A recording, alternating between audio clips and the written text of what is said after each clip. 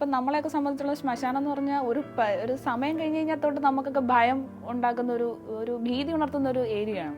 അവിടെ പോകുമ്പോൾ ചേട്ടന് സമാധാനം കിട്ടുന്നുണ്ട്, അവരുമായിട്ട് സംസാരിക്കുന്നുണ്ട്. അതൊക്കെ ശരിക്കും പറഞ്ഞാൽ ഈ സിനിമകളിലൊക്കെ കാണുന്ന പോലെ അതൊക്കെ യാഥാർത്ഥ്യമാണോ? അയ്യോ, ഞാൻ ഒരിക്കലും അങ്ങനെയല്ല പറഞ്ഞ. ഞാൻ എന്താ സംസാരിക്കുന്ന വെച്ചാൽ ഒരിക്കലും അവിടെ ഒരു അദൃശ്യമായ ശക്തിയോട് സംസാരിക്കാൻ നല്ല ഉദ്ദേശമാണ്.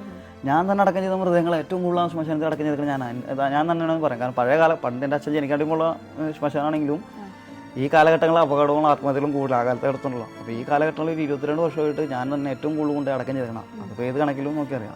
അപ്പോൾ ഏത് ഇതിൽ കുഴിയിൽ അല്ലെങ്കിൽ ഏത് ടാങ്കിൽ ഏത് ശ്മശാനം കിടക്കുന്നത്, ഏത് മരത്തിൻ്റെ കീഴിൽ ഏത് ശ്മശാനം മൃതദേഹം കിടക്കുന്നത് എനിക്ക് കൃത്യമായിട്ട് അറിയാം.